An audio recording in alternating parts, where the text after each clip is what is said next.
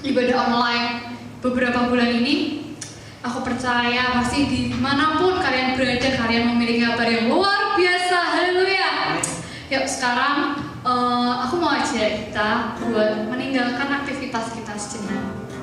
Kita mau datang ke hadapan Tuhan, kita mau membawa hidup kita mau menyanyi buat Tuhan, dan hanya fokus saat ini adalah Tuhan. Kita angkat satu pujian yang berkata Tuhan adalah penolong kita satu-satunya. Kau Tuhan, penolong dalam hidupku ya Tuhan. Ku percaya hanya kepadamu. Kau pegang tanganku dan tuntun langkahku.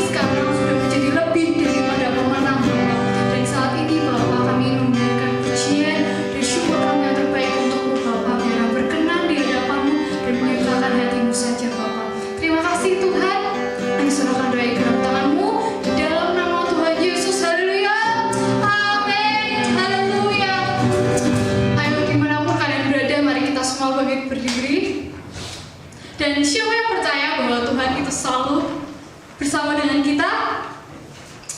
Haleluya. Aku percaya.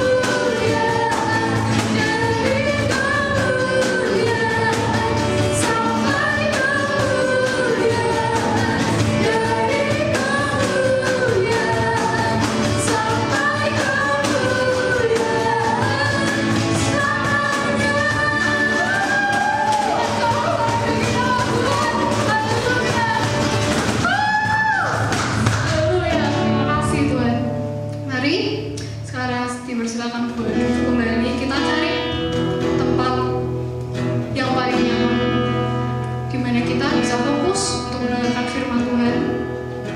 Dan sebelum kita mendengarkan firman Tuhan, mari kita akan ujian selalu bersama.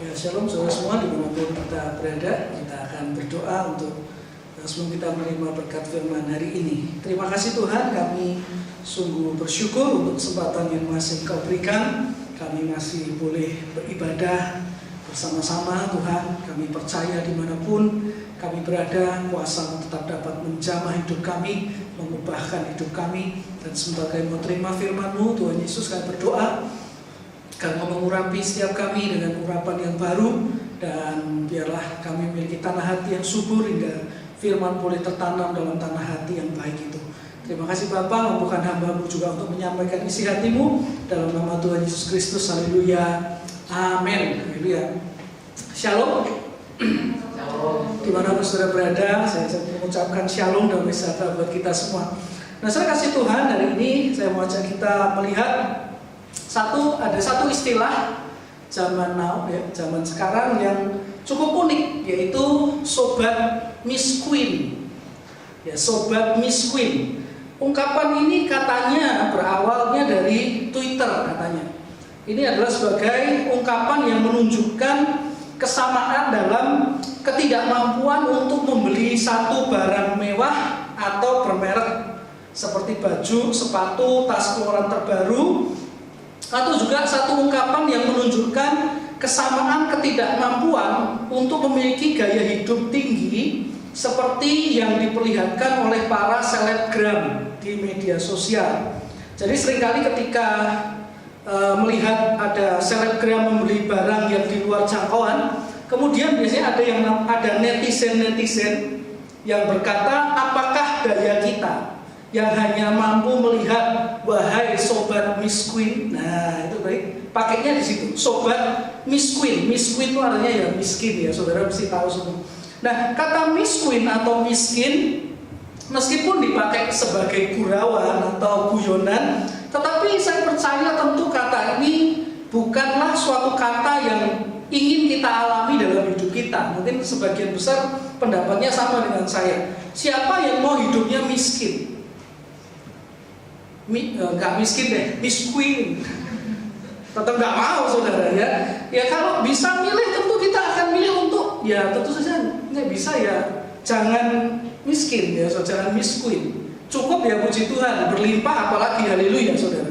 Kenapa? Karena kalau kita bilang hidup yang miskin itu biasanya erat kaitannya dengan kekurangan dalam berbagai hal. Nah, tetapi saya hari ini mau ajak kita melihat saudara, kalau kita bicara tentang satu kata ini, miskin atau Miss Queen, ternyata miskin atau kekurangan ini tidak hanya bicara tentang harta atau uang saja, tetapi Alkitab mengatakan ada beberapa hal lain yang juga bisa dikatakan sebagai miskin atau Miss Queen. Mari kita akan lihat beberapa hal tersebut. Yang pertama, mari kita akan buka di dalam Alkitab kita, Matius 23 ayat 23. Matius 23 ayat yang ke-23.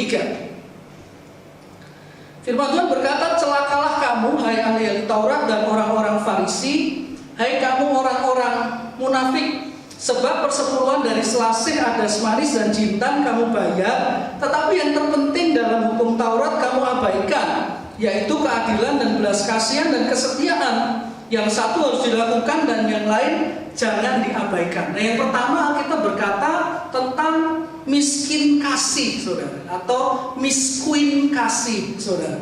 Tuhan Yesus tadi menegur orang Farisi dan ahli Taurat karena mereka itu miskin belas kasihan. Mereka itu miskin kasih, saudara. Nah, lalu apa sih cirinya orang yang mulai sebetulnya miskin kasih? Miskin belas kasihan. Apa cirinya orang yang mulai miskin kasih atau belas kasihan? Saya mau ajak kita lihat lagi di Alkitab kita di 1 Korintus 13 ayat 4 sampai yang ke-6. 1 Korintus 13 ayat terkenal sekali, ayat 4 sampai 6. Firman Tuhan mengatakan kasih itu sabar, kasih itu murah hati, ia tidak cemburu, ia tidak memegahkan diri dan tidak sombong. Ia tidak melakukan yang tidak sopan dan tidak mencari keuntungan diri sendiri. Ia tidak memarah dan tidak menyimpan kesalahan orang lain.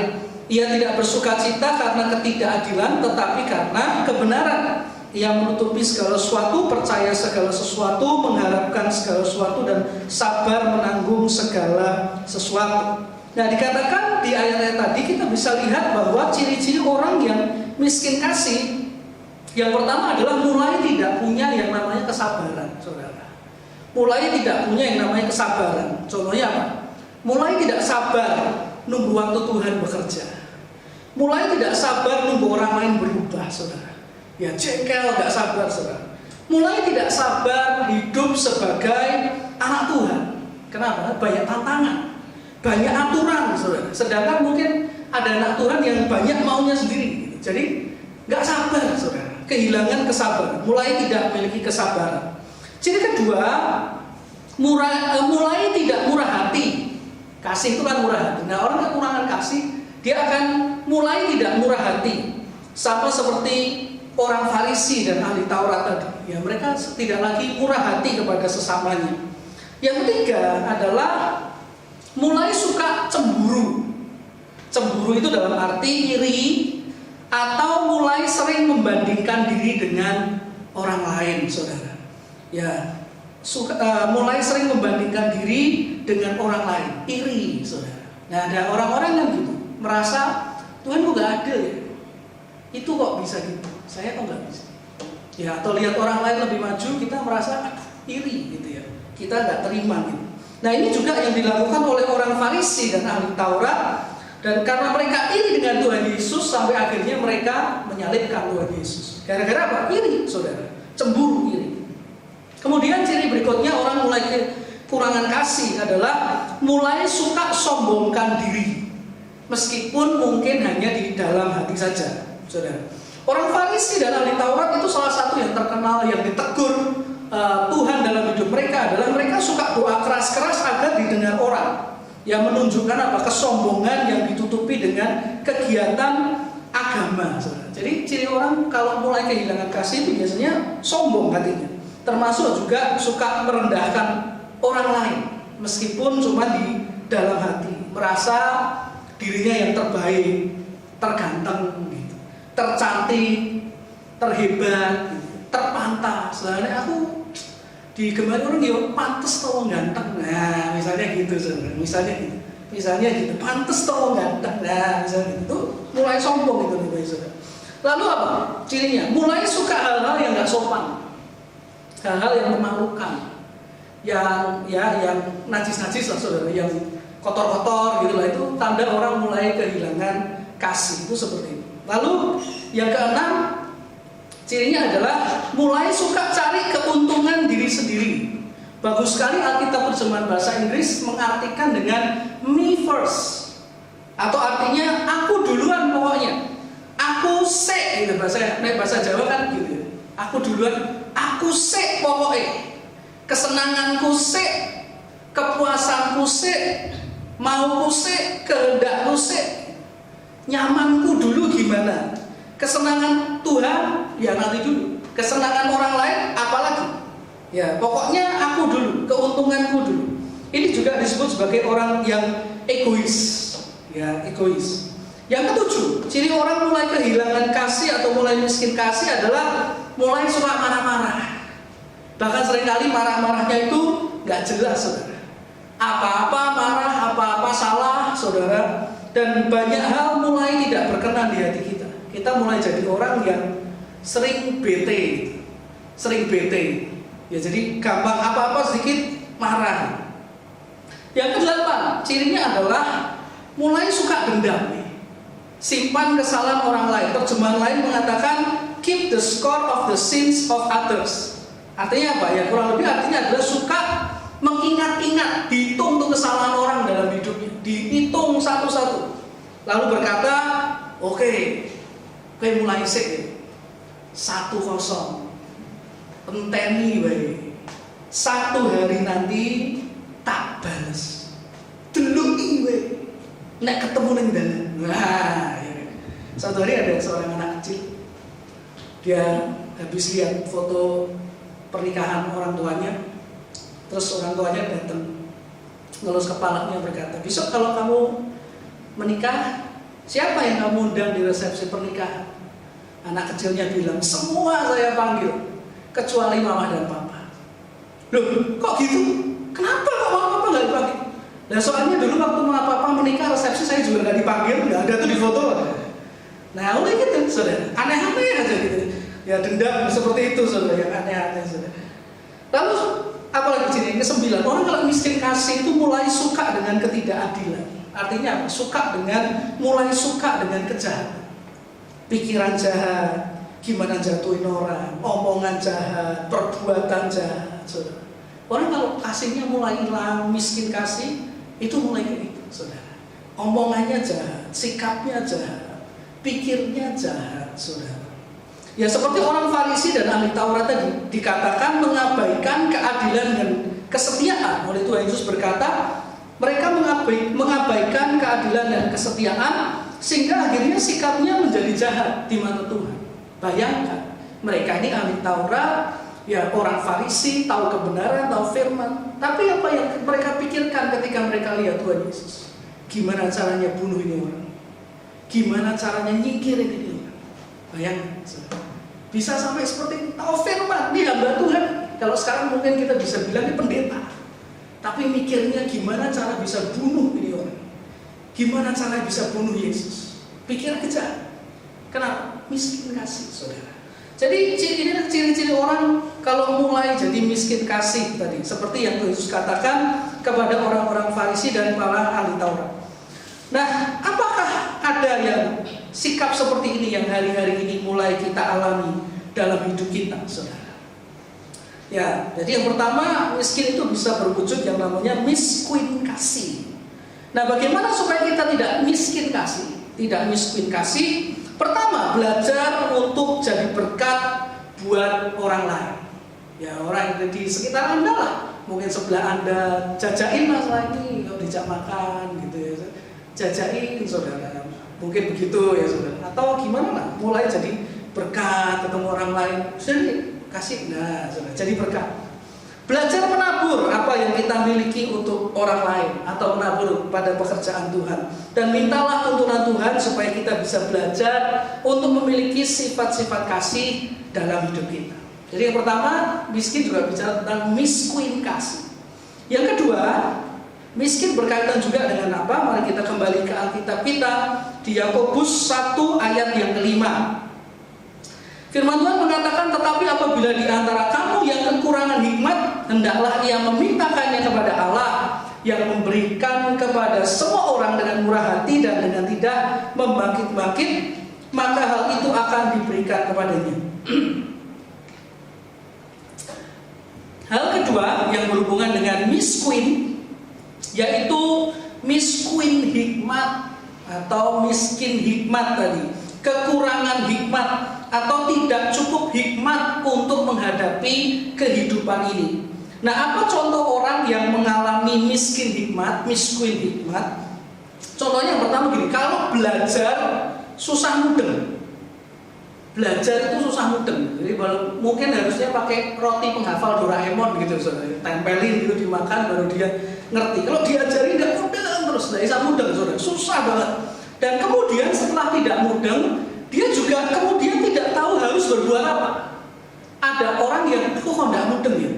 Oke, nah setelah ini aku akan tanya ke temanku, setelah ini aku akan belajar lagi, setelah ini aku akan cari di YouTube, setelah ini aku akan gimana caranya supaya mudeng. Tapi ada orang yang setelah nggak mudeng, ya selesailah, saudara. Ya sudah aja nggak mudeng aja gitu, selesai, saudara. Nah itu cirinya orang yang kekurangan hikmat. Kemudian apa ciri orang yang kekurangan hikmat? Kesulitan untuk mengatur pola hidup dengan baik. Misalnya apa? Mengatur waktu. Ya ada orang-orang yang atur waktunya itu kacau banget, saudara. Ya kacau banget, nggak jelas kapan dia tidur, kapan dia makan. Hari ini jam segini dia makan, besok jam segini dia tidur, saudara. Ya besok lagi jam segini dia sedang ngapain, saudara. Kemudian juga apa? Mengatur makan. Ada orang juga susah ini mengatur makan, saudara. Jadi sepanjang hari jam makannya nggak jelas. Sepanjang hari adalah jam makan 24 jam, saudara. Ada yang gini, ada yang suka lapor malam jam 2, jam 1 gitu. Oh gak ada ya, gak apa-apa lah, saudara. Ya, lalu juga ada orang yang kesulitan apa? Mengatur keuangan, saudara. Kalau dipegang uang berapapun, dia habiskan. Entah dibelanjakan, entah dimakan, pokoknya habis, saudara. Ya dimakan itu maksudnya diberikan makanan, saudara, bukan uangnya dimakan, bukan, saudara. Lalu contohnya apa lagi orang kekurangan hikmat? Sulit mencari solusi atas permasalahan hidupnya. Misalnya diputus pacar, terus jadi sulit move on. Kenapa? Karena tidak bisa punya alasan yang cukup kuat buat move on, saudara. Hidupnya terus ada di masa lalu, sering meratapi keadaan, dan tidak bisa muncul hikmat yang mendorong dia untuk bangkit dan menjadi optimis tentang masa depannya. Jadi akhirnya dia terpuruk, ya terpuruk dalam kesedihan, terpuruk dalam patah hati gitu, nggak bisa move on karena selalu teringat dengan yang mutusin dia. Gitu. Saudara pernahkah Anda dengar ada satu istilah yaitu ascendentesias? Pernahkah dengar istilah ascendentesias? Ini adalah istilah dalam psikologi yang ditujukan untuk seseorang yang lebih memilih menyembunyikan kesedihan di balik senyum mereka. Ya, senyum sih, tapi hatinya aduh, galau, saudara. Nah, para bacanya nggak susah, saudara. Ascendentesias dan sebagian besar orang seringkali mengatakan bahwa para ascendentesias ini adalah orang yang kuat, dapat tersenyum dalam kesedihan atau masalah mereka. Tetapi kenyataannya para ascendentesias ini ada dua tipe. Tipe pertama adalah mereka yang memang betul-betul bisa melepaskan semua kesedihan mereka dan memutuskan untuk bangkit dan bahagia. Itu golongan pertama. Golongan yang kedua adalah orang yang pura-pura bahagia, saudara. Pura-pura bahagia. Mereka nggak bisa move on sebetulnya. Hatinya tetap sedih, terluka, tapi ditutup dengan senyuman. Coba lihat kanan kirinya, berikan senyuman. Oh tulus ini ya, tulus, saudara. Kayaknya. Nah, kayaknya di depan orang dia senyum. Ya, oke.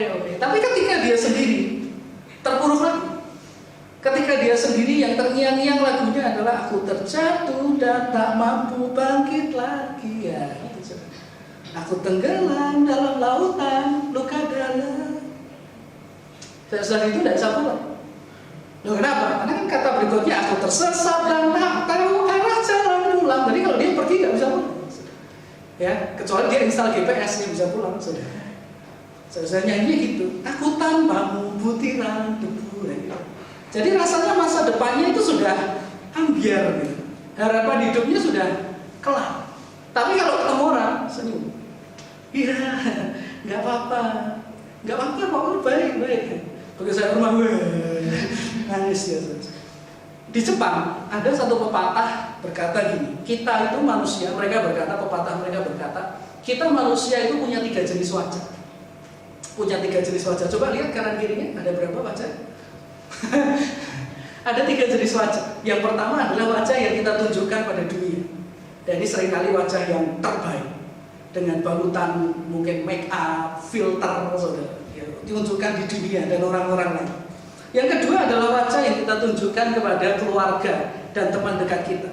Kita tentu pernah dengar, saudara, ada kisah orang-orang yang ya kalau di keluarganya dikenal alim, begitu dia keluar nggak karu-karuan, saudara. Tapi begitu sampai di keluarganya, oh iya, ada lingkaran kesucian di atasnya, saudara. Tapi di luar ternyata nakal.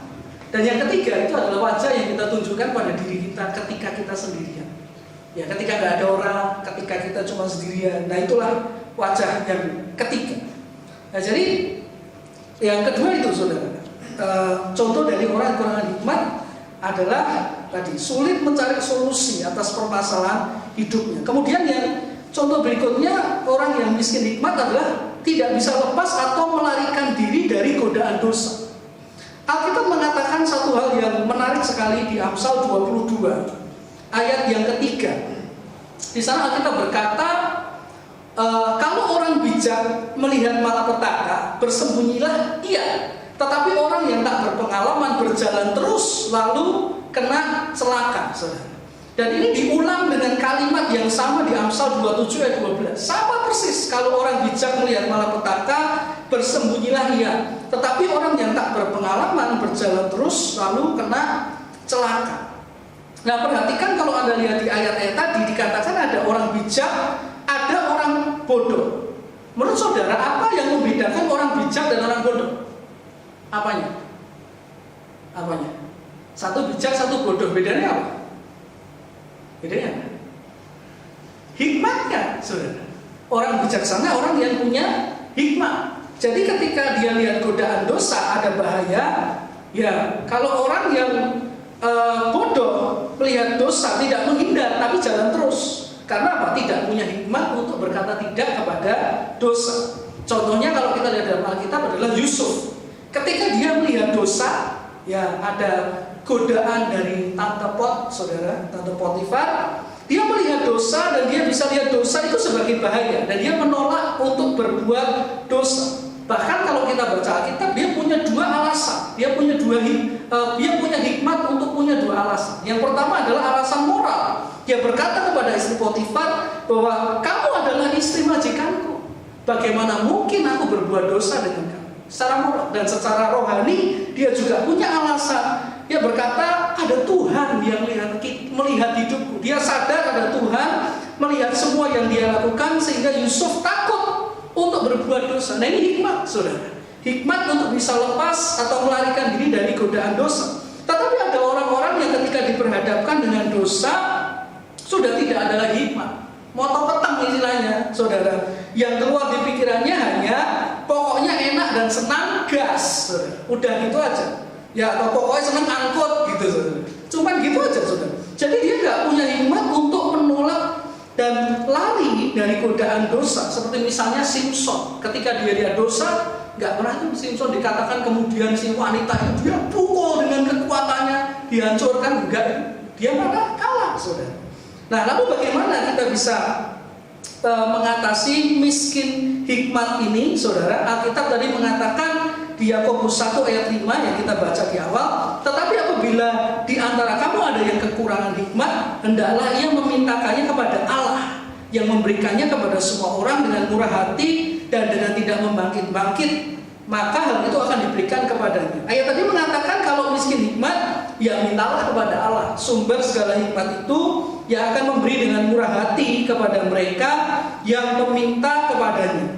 Hikmat Allah ini penting sekali untuk kita miliki, karena seseorang jika memiliki hikmat Allah, dia akan menjadi orang yang hidupnya berhasil, beruntung dan berkemenangan. Jadi yang kedua kita bicara soal miskin itu miskin hikmat. Satu lagi, yang ketiga, apa yang Alkitab katakan tentang miskin? Di Matius 5 ayat yang ketiga, firman Tuhan mengatakan, berbahagialah orang yang miskin di hadapan Allah, karena merekalah yang empunya kerajaan surga. Hal ketiga yang berkaitan dengan miskin adalah miskin di hadapan Allah. Nah, saudara, memang kata miskin ini tidak terlalu kita suka dalam hidup kita. Tapi untuk yang satu ini adalah miskin atau miskin yang baik di mata Allah, saudara. Ini miskin yang baik di mata Allah dan miskin yang harus kita miliki dalam hidup kita. Kenapa? Karena ini dikatakan orang yang miskin di hadapan Allah akan jadi orang yang punya kerajaan surga. Orang yang miskin di hadapan Allah akan punya surga, saudara. Ya, apa itu artinya miskin di hadapan Allah? Saya coba cari, saudara, apa artinya orang miskin di hadapan Allah? Artinya paling tidak ada dua. Yang pertama, orang yang miskin di hadapan Allah artinya adalah orang yang merasa tidak berdaya dan hanya bergantung pada Allah saja. Nah, orang seperti ini akan selalu berharap bersandar melibatkan Tuhan dalam apapun yang ia kerjakan, bahkan sebelum ia kerjakan. Sekali lagi, orang yang miskin di hadapan Tuhan, bergantung pada Tuhan, akan melibatkan Tuhan dalam apapun yang dia kerjakan, bahkan sebelum dia kerjakan. Artinya orang ini bukan orang yang bodoh, tetapi orang yang merasa tidak berdaya dan selalu memerlukan Tuhan menolong hidup. Ada orang yang memang pintar dan hebat, tapi merasa tidak berdaya tanpa Tuhan, dan terus berharap kepada Tuhan karena dia menyadari kalau aku bisa semua karena anugerah. Tetapi sebaliknya, ada orang yang merasa berpintar sehingga berpikir tidak perlu melibatkan Tuhan dalam kehidupannya dan mencoba untuk mengatasi segala sesuatunya seorang diri. Jadi arti yang pertama, orang yang miskin di hadapan Allah adalah orang yang merasa tidak berdaya dan bergantung pada Tuhan.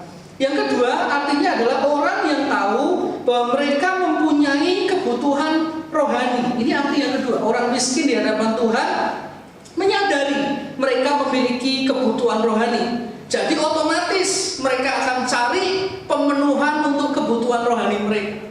Setia ibadah, rajin baca firman, teratur menyembah Tuhan, bersekutu dengan Tuhan. Karena mereka sadar, aku punya kebutuhan rohani dan aku harus penuhi kebutuhan rohani.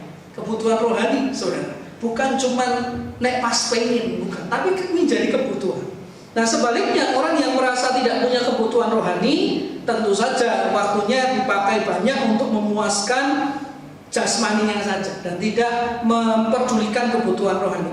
Jadi yang ketiga ini, miskin di hadapan Allah. Dan percayalah saudara, kalau kita menjadi orang-orang yang miskin di hadapan Allah, maka kita akan menikmati hidup yang sangat luar biasa. Karena kita akan hidup dalam hikmat Allah, tuntunan ilahi, perlindungan Tuhan, jaminan Tuhan menyertai kita.